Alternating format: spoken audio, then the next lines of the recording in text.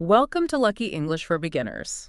It's really wonderful to be here. We have quite a journey ahead of us today. We certainly do. I was looking through our listener mailbag recently, and I noticed this recurring theme. Oh yeah.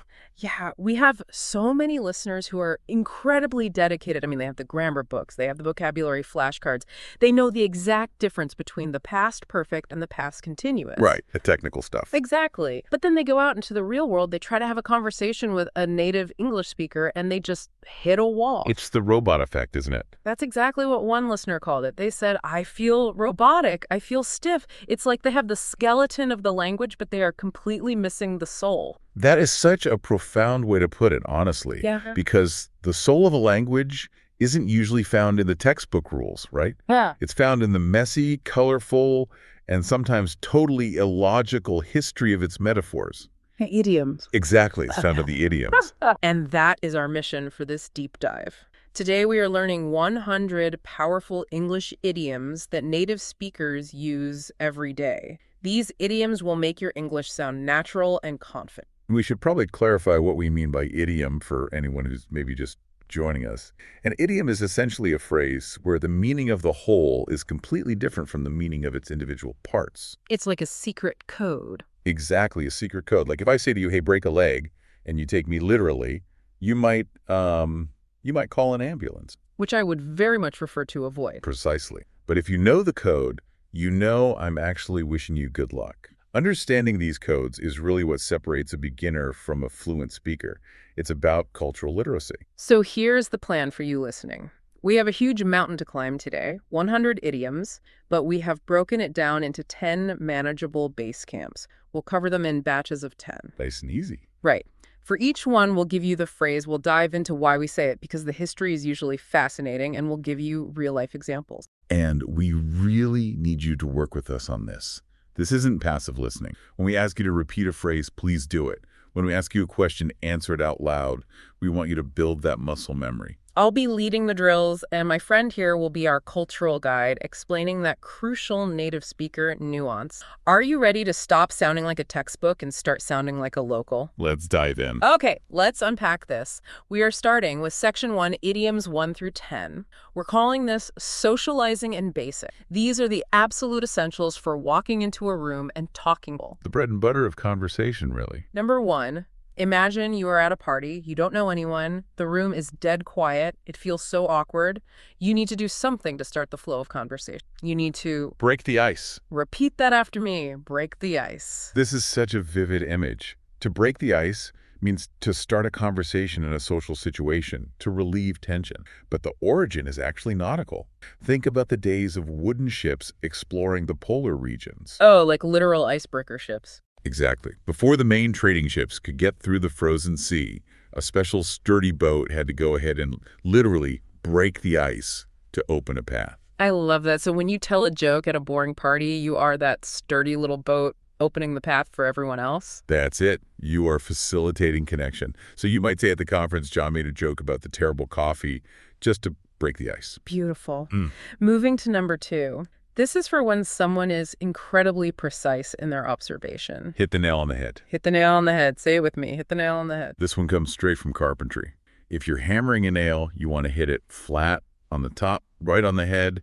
If you hit it sideways, you bend the nail or smash your thumb. Which hurts. A lot.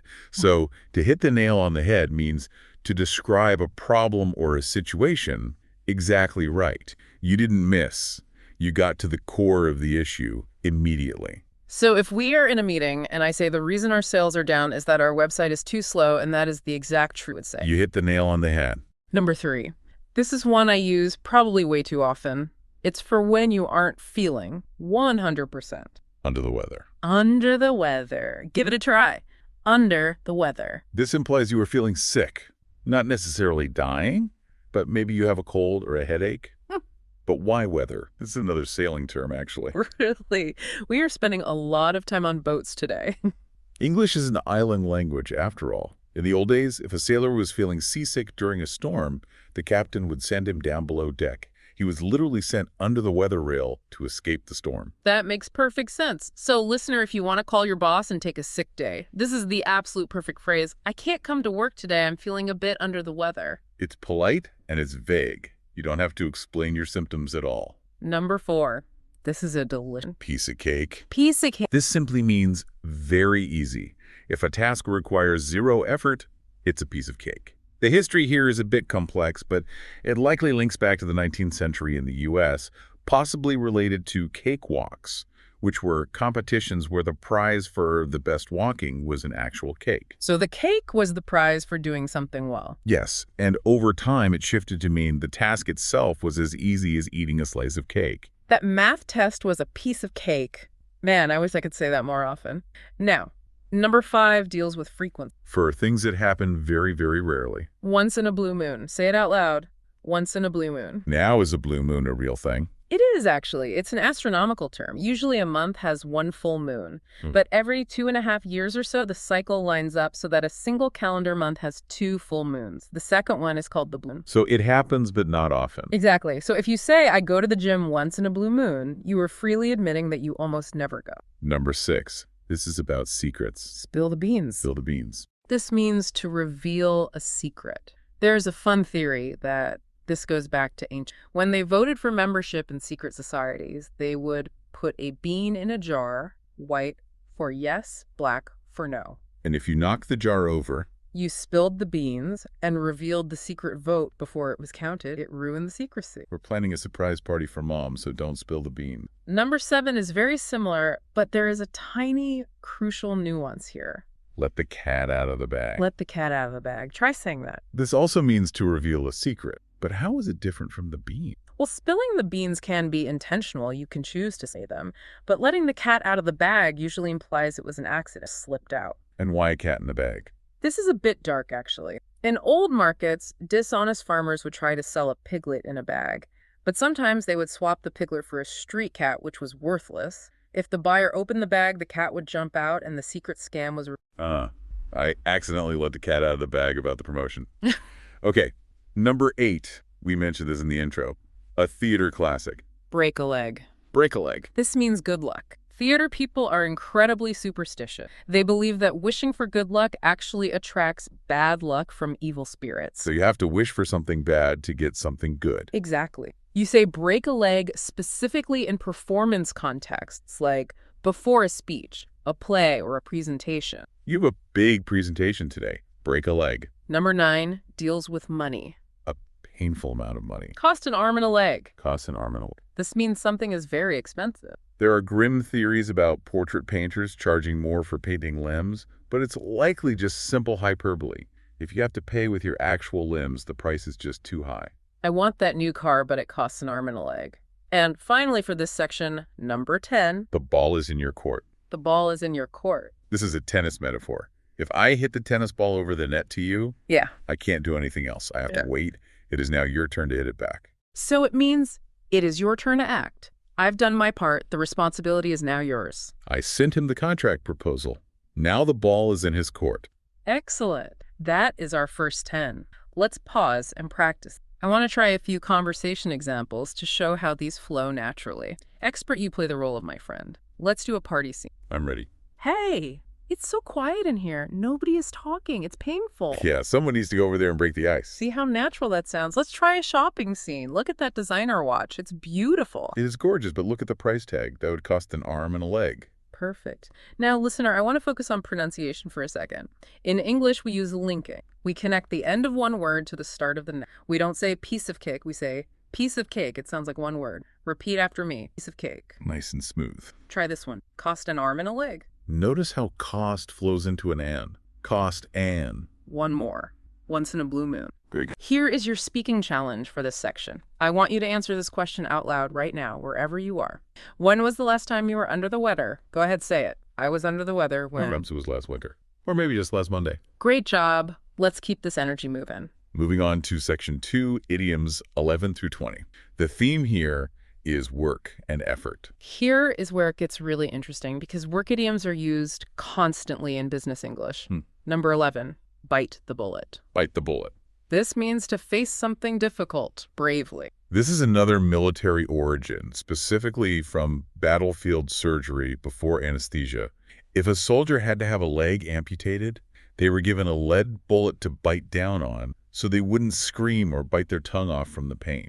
That is visceral. So Uh-huh. today it means doing something unpleasant because it is completely unavoidable. I hate going to the dentist, but I just have to bite the bullet and go. Number 12 is my personal favorite phrase at 5 p.m. Call it a day. Call it. This means to stop working for now. You are declaring that the workday is finished. Interestingly, you can also call it a night if you are working late.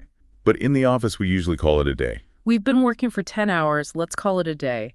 Number 13 is for students. Hit the books. Hit the books. This means to start studying with intensity. Right.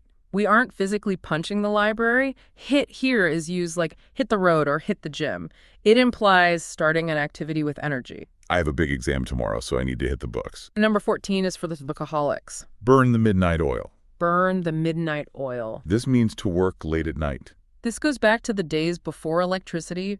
Oil for lamps was expensive. If you were burning oil past midnight, it meant the work was critical. You were sacrificing money and sleep. Choose burning the midnight oil to finish the report.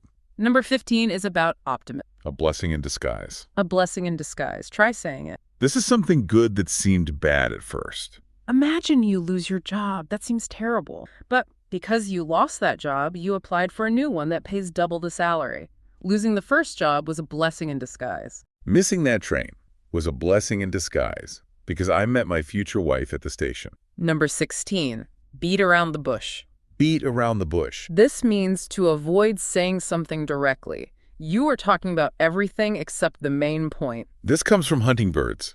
The hunters would hire people to hit the bushes, beat the bushes to scare the birds out, but they wouldn't hit the center of the bush directly because it might be dangerous. There might be a boar or a snake, so they beat around the bush. So they were being cautious, but now it usually means someone is being annoying by not getting to the point. Stop beating around the bush and just tell me if I'm fired. Number 17 is a classic proverb. Better late than never. Better late than never. It is better to do something late than not at all. This is the ultimate excuse for procrastination.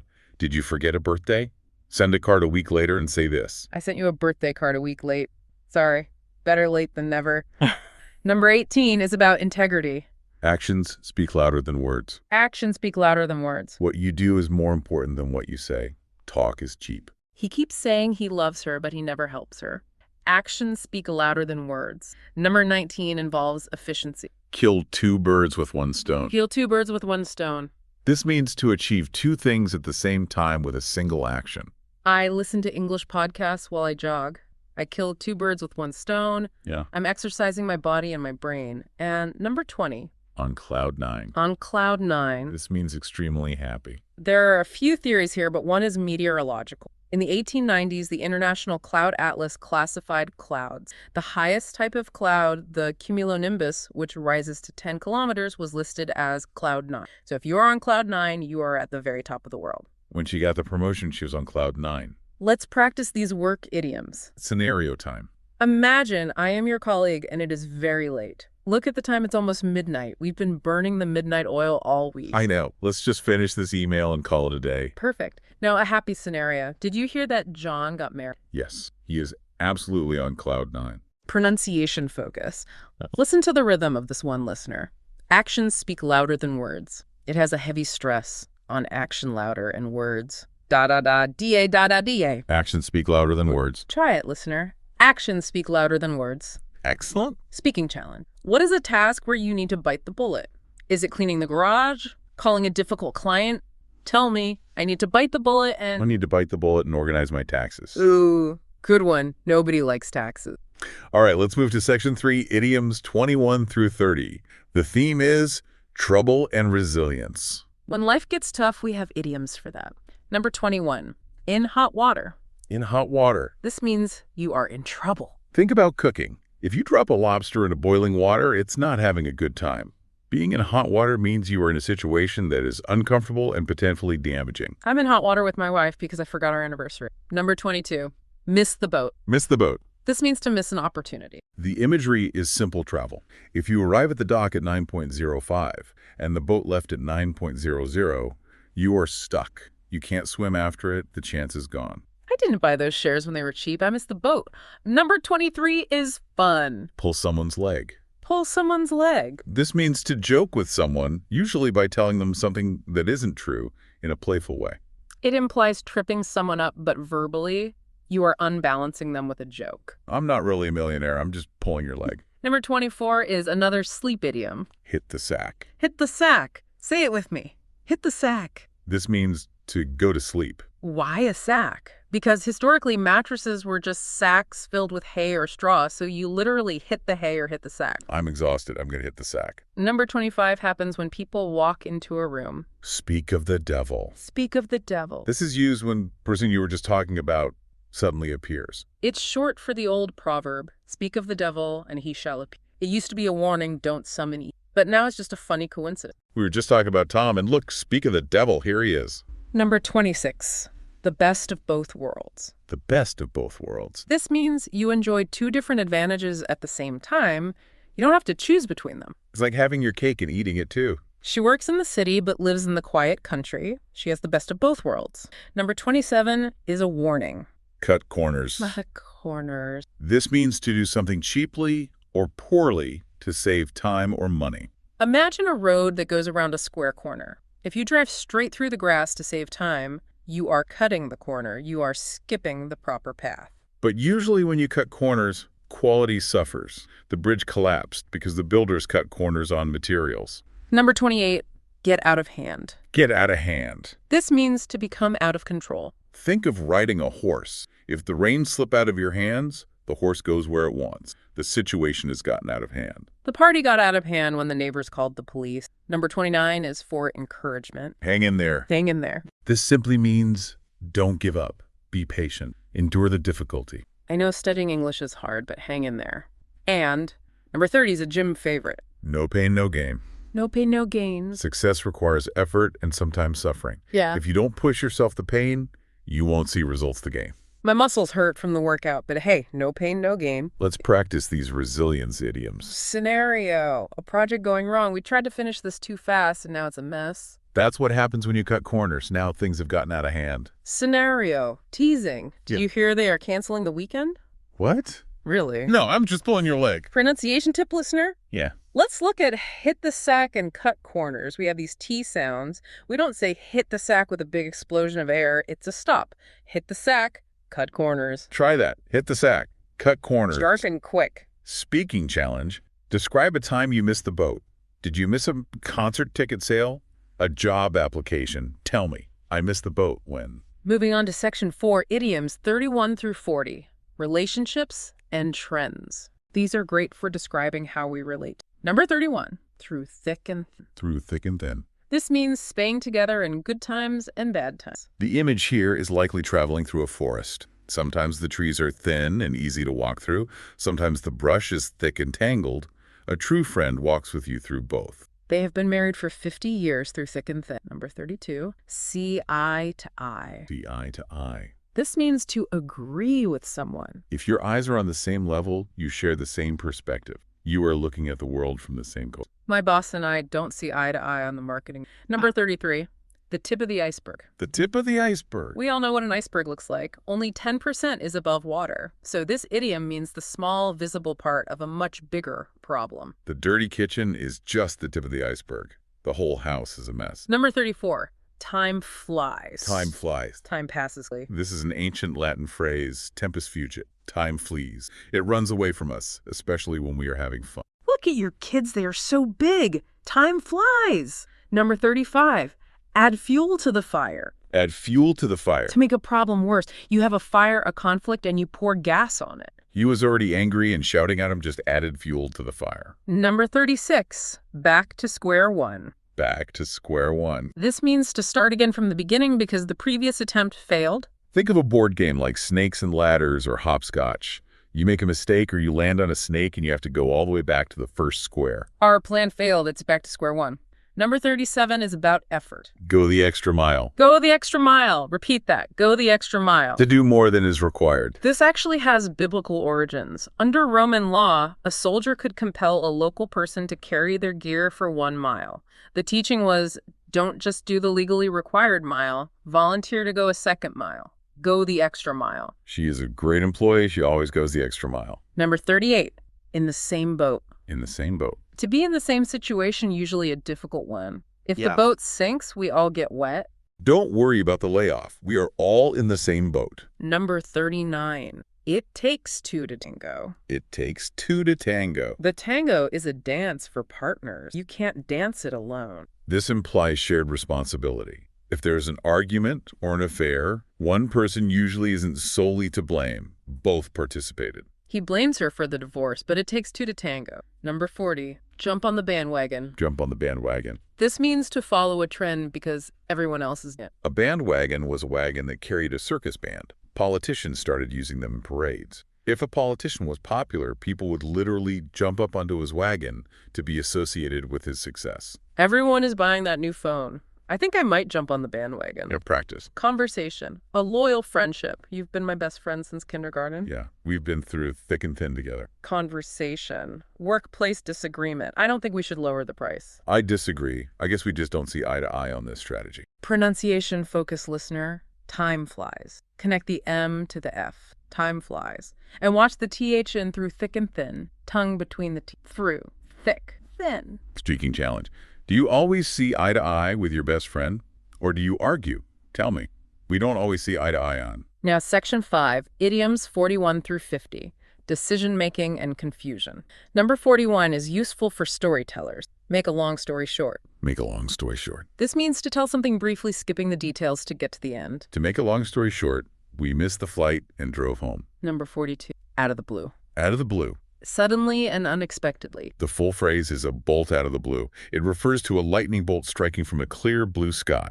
It's a total shock because there were no clouds to warn you. She called me out of the blue after 5 years. Number 43, play it by ear. Play it by ear. This means to decide as you go without a strict plan. Musicians who can play music without looking at sheet music are playing by ear. They are improvising. I don't know what time I'll be finished, so let's just play it by ear. Number 44, pull yourself together. Pull yourself together. Calm down. Regain control of your emotion. Imagine you are falling apart, disintegrating from stress. You need to pull all your pieces back together into a solid shape. Stop crying. Pull yourself together and tell me what happened. Number 45, sit on the fence. Sit on the fence. Not choosing a side in an argument. You have two fields, field A and field B. You aren't standing in either one. You are sitting on the fence between them. You are undecided. You have to choose pizza or taco. You can't sit on the fence. Number 46, take it with a grain of salt. Take it with a grain of salt. Don't believe it fully. Be skeptical. This comes from an ancient recipe for an antidote to poison.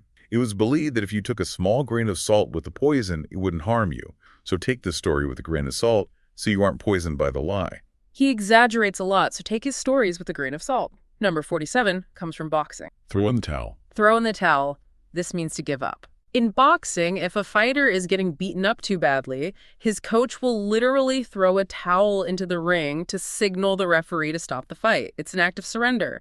I can't fix this computer. I'm going to throw on the towel and buy a new one. Number 48, under your nose. Under your nose. This means something is very obvious or right nearby, but you didn't see it.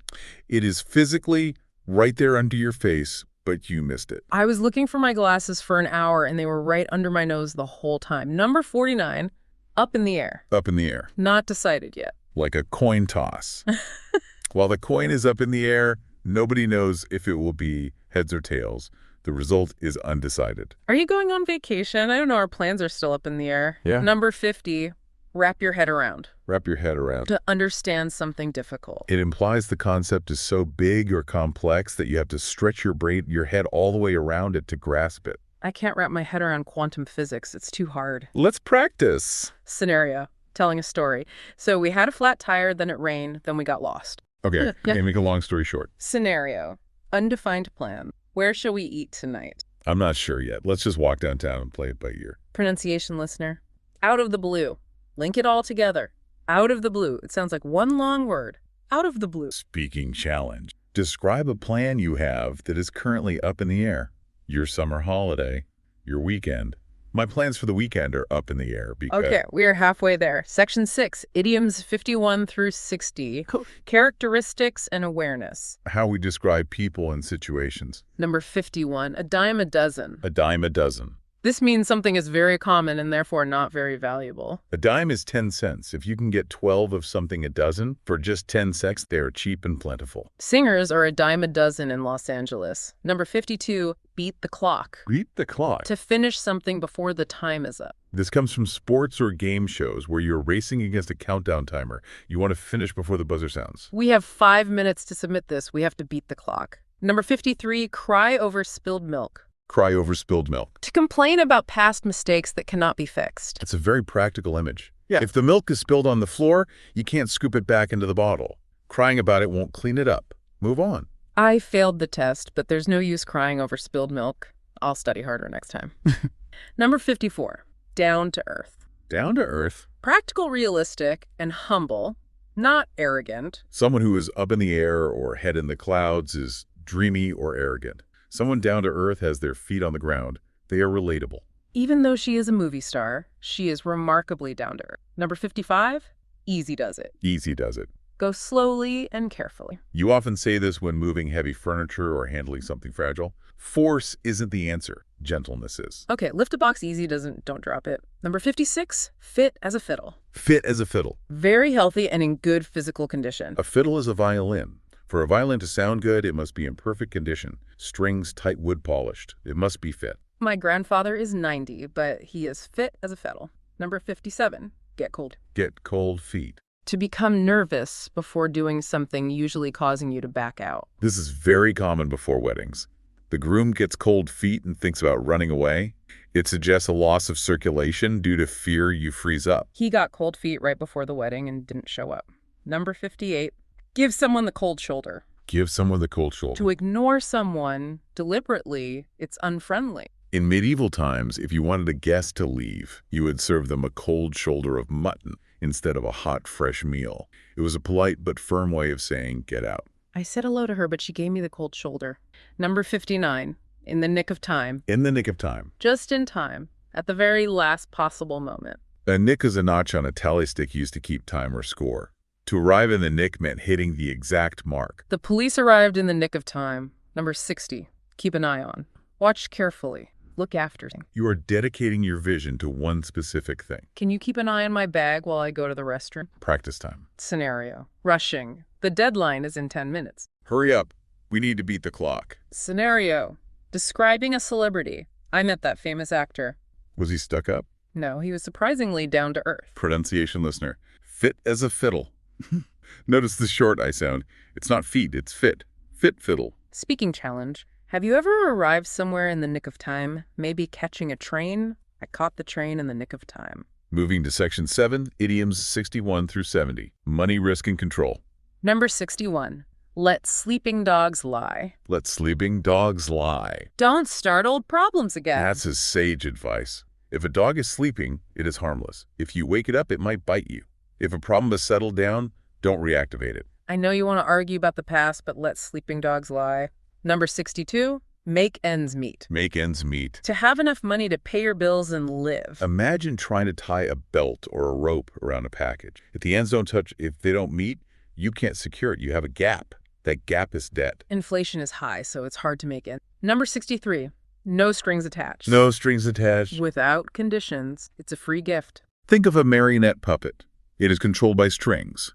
If you cut the strings, the puppet is free. If I give you money, no strings attached. I am not trying to control you or ask for a favor in return. I'll lend you the money, no strings attached. Number 64, on the same page. On the same page. To agree or understand the same thing. Like a choir singing or a class reading a book. If we are on page 10 and you on page 50, we are confused. We need to be on the same page to work together. Before the meeting, let's make sure we are on the same page. Number 65, out of hand. Out of hand. We saw get out of hand earlier. This can also mean to dismiss something immediately. He rejected the idea out of hand, but usually it reinforces that loss of control. The situation got out of hand quickly. Number 66, rain on someone's parade. Rain on someone's parade. To ruin someone's plans or happiness. Imagine you organized a beautiful parade with floats and music, and then a thunderstorm hits. It's ruined. If you are negative when someone else is happy, you are raining on their parade. I hate to rain on your parade, but we have to work this. Number 67, saved by the bell. Saved by the bell. Saved at the last moment. Another boxing idiom. If a boxer is about to be knocked out but the bell rings to end the round, he is saved. He gets to rest. I didn't do my homework, but the teacher was sick, so I was saved by the bell. Number 68. The early bird catches. The early bird catches the worm. Success comes to those who act early. The birds that wake up at dawn get the worms that are on the surface of the grass. The birds that sleep in go hungry. I'm going to the store at 6 a.m. The early bird catches the worm. Number 69. Throw caution to the wind. Throw caution to the wind. To take a risk. You are taking your caution, your carefulness, and tossing it into the wind where it is blown away. You are now acting purely on impulse or hope. He threw caution to the wind and quit his job to travel the world. Number 70. Turn a blind eye. Turn a blind eye. To ignore something wrong. You pretend you don't see it. It's famous. Admiral Nelson, a British naval hero, was blind in one eye. During a battle, he was given a signal to retreat. He didn't want to retreat, so he put the telescope up to his blind eye and said, "I really do not see the signal." He fought and won. The boss knows he is late, but he turns a blind eye because he works hard. That's a practice. Scenario. Budgeting. Rent is going up. I know. It is getting really hard to make ends meet. Scenario.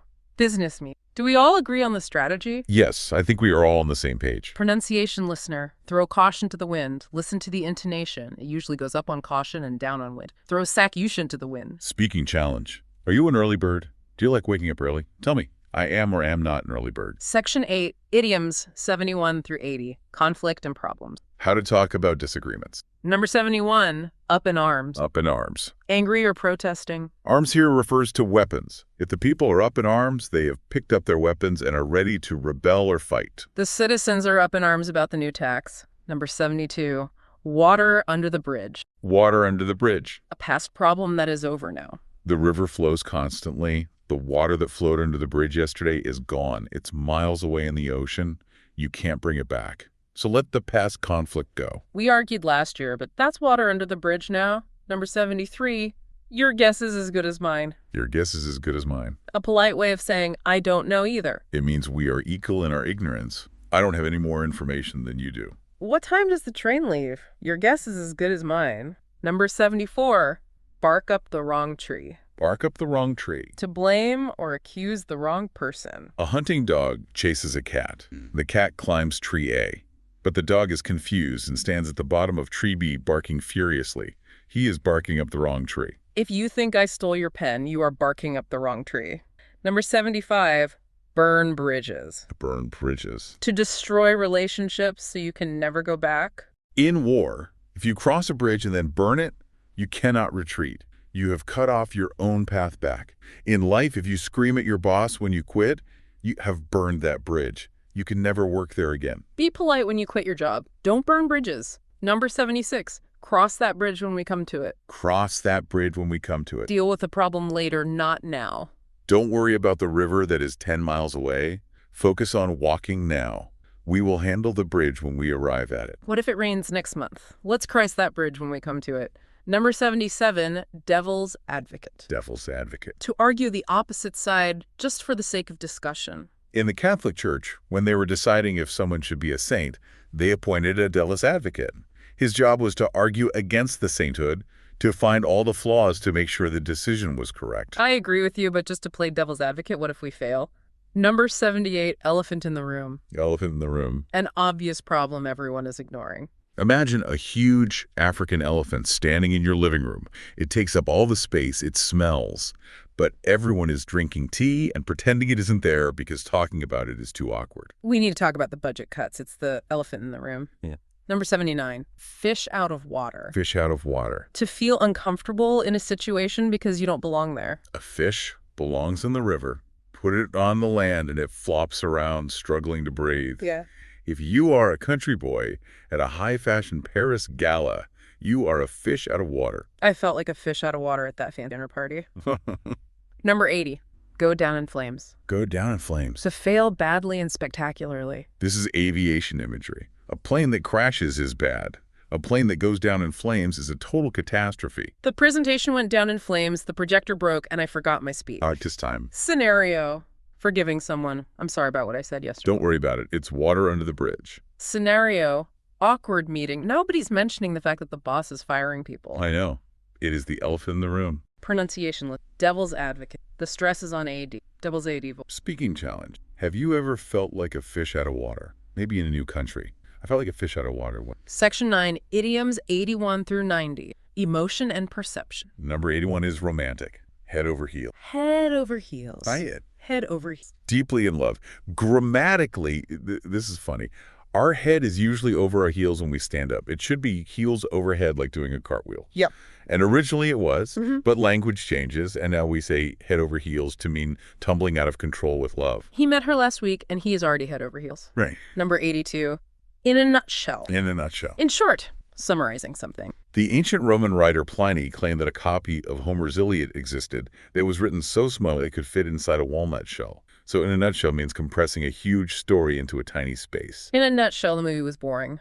Number 83, jump the gun. Jump the gun. Act too early. Track and field. The race starts when the gun fires. If you start running before the bang, you jump the gun and you are disqualified. Don't jump the gun. Wait for the official announcement. Number 84, keep your chin up. Keep your chin up. Stay positive. If you are sad or defeated, you look down at your chin drops. To keep your chin up means to look forward, to be brave, perhaps even to prepare for a punch in boxing. I know you failed, but keep your chin up. You'll do better next time. Number 85, leave no stone unturned. Leave no stone unturned. Try everything possible to find a solution. There is a Greek legend about an oracle telling a man to look for treasure. He looked everywhere. The advice was to look under every stone. The police left no stone unturned in the... Number 86, make a mountain out of a molehill. Pick a mountain out of a molehill. To exaggerate a small problem. A mole digs a tiny pile of dirt, a molehill. If you act like that tiny pile is Mount Everest, you are overreacting. You only lost $1. Stop making a mountain out of a molehill. Number 87, not my cup of tea. Not my cup of tea. A polite way to say I don't like it. Very British. Tea is the standard of goodness. If something isn't your cup of tea, it doesn't mean it's bad. It just means it doesn't suit your taste. It's a very gentle rejection. Do you like horror movies? No. They're not my cup of... Number 88, on thin ice. On thin ice. In a risky situation. If the ice on the lake is thin and you walk on it, it might crack and you will fall into freezing water. If you are on thin ice with your boss, one more mistake will sink you. You are already late twice this. You are on thin ice. Number 89, put all your eggs in one basket. Put all your eggs in one basket. Risk everything on one plan. If you're carrying eggs to market and you put 100 eggs in one basket and you trip, you lose 100 eggs. If you separate them into two baskets, you are safer. It's about diversification. Don't invest all your money in one stock. Don't put all your eggs in one basket. Number 90, read between the lines. Read between the lines. Understand the hidden meaning. Sometimes secret messages were written in invisible ink between the visible lines of a letter. You had to look at the white space to find the real truth. She said she was happy, but reading between the lines, I think she is upset. Practice time. Scenario. Comforting a friend. I'm so sad I didn't get the job. Hey, keep your chin up. Something better is coming. Scenario. Declining politely. Do you want to go to the opera? Thanks, but opera is not my cup of tea. Pronunciation listener. Contrast the stress. M-O-U-N-tain. M-O-Ill hill. Make a mountain out of a molehill. Speaking challenge. What is something that is not your cup of tea? Football. Cooking. Dancing is not my cup of tea. And finally, Section 10, idioms 91 through 100, extremes and wisdom. The final stretch. Number 91, the last straw. The last straw. The final problem that causes action. The proverb is, it is the last straw that breaks the camel's back. You load a camel with heavy boxes. It's fine. You add one tiny piece of straw. The camel collapses. It wasn't the straw's fault. It was the accumulation. He was late every day, but when he insulted the boss, that was the last straw. He was fired. Number 92. Think outside the box. Think outside the box. Think creatively. This comes from a puzzle where you have to connect 9 dots with 4 lines without lifting your pen. You can only solve it if you draw the lines outside the square box of dots. We need a new solution. We need to think outside the box. Number 93. Under the table. Under the table. Secretly or illegally. Usually refers to money passing under a dinner table so nobody sees the bribe or the tax-free payment. He gets paid under the table. Number 94.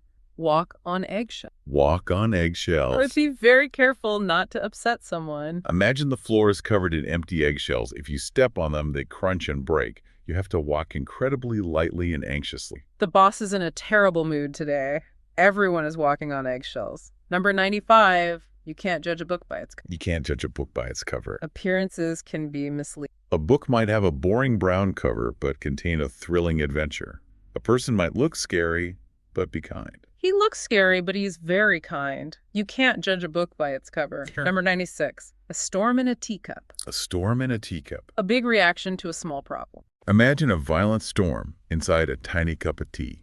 It's ridiculous. It's a lot of noise and wind about something insignificant. They are arguing about who creates the coffee. It's just a storm in a teacup. Number 97. Hit rock bottom. Hit rock bottom. Reach the lowest point in life. If you fall into a hole, eventually you hit the solid rock at the bottom. You can't go any lower. The only way is up. He hit rock bottom before he decided to change. Number 98. In full swing. In full swing. At peak activity. Think of a pendulum or a playground swing. When it is at the height of its arc, it is in full swing. The party is busy, loud, and active. By 10 p.m., the party was in full swing. Number 99. Keep something at bay. Keep something at bay. Control or prevent something from attacking. Hunting dogs would corner an animal and bark or bay at it, keeping it trapped but not attacking yet. They held it at bay. Vitamin C helps keep colds at bay. Number 100.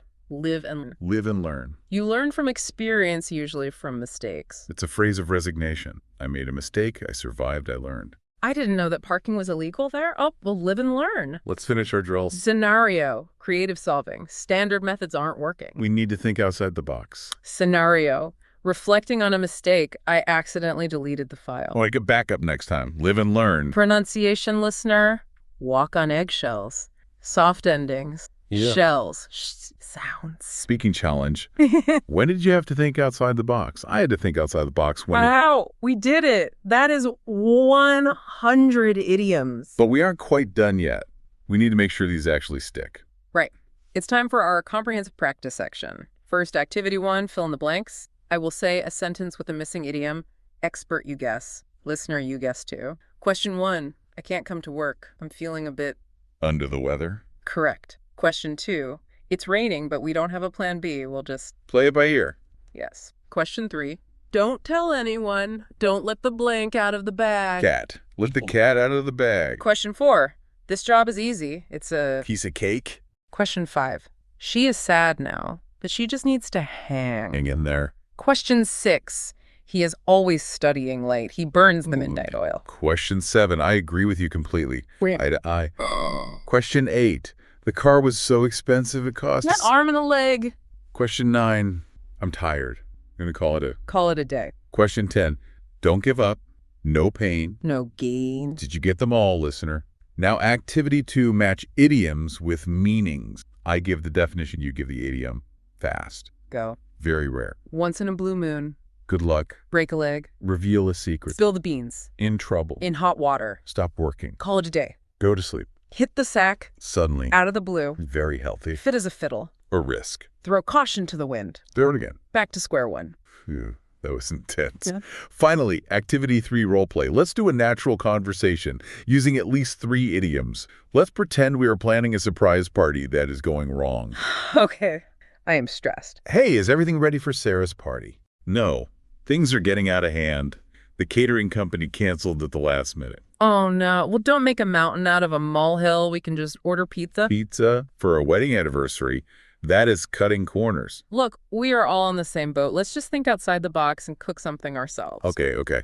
But don't let the cat out of the bag when Sarah arrives. See, once you know them, they fit together perfectly. So we have some teaching tips for you before we go today. Yes. Do not try to memorize all 100 today. That is literally impossible. Learn 5 per day. Yeah, remember, this understanding is good, but speaking is better. Use them. Talk to yourself in the mirror if you have to. Confidence is... Don't worry about being perfect. Making mistakes is just how you live and learn. Exactly. Well, that brings us to the end of our journey through 100 idioms. It's been quite a ride. Idioms bring life to your English. Practice daily, use them in conversation, and your English will sound natural and fluent. And here is a final thought for you to take away. Think about the idiom, time flies. In English, time is something that moves fast like a bird. In other languages, time might walk or flow. When you learn idioms, you aren't just learning words. You are learning how a culture sees the world. Does saying time flies make us rush more? Something to think about. Thanks for listening to Lucky English for Beginners. See you next time.